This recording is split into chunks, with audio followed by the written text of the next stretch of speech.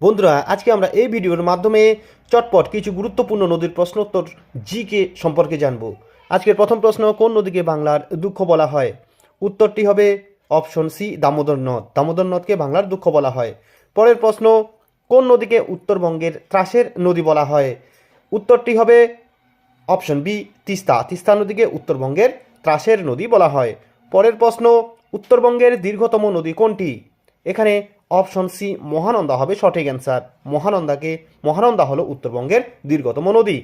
পরের প্রশ্ন, পশ্চিমবঙ্গের পূর্বতম নদী কোনটি? এখানে অপশন এ, শঙ্কোষ হবে সঠিক অ্যান্সার। শঙ্কোষ হলো পশ্চিমবঙ্গের পূর্বতম নদী। পরের প্রশ্ন, কোন নদীকে বিহারের দুঃখ বলা হয়?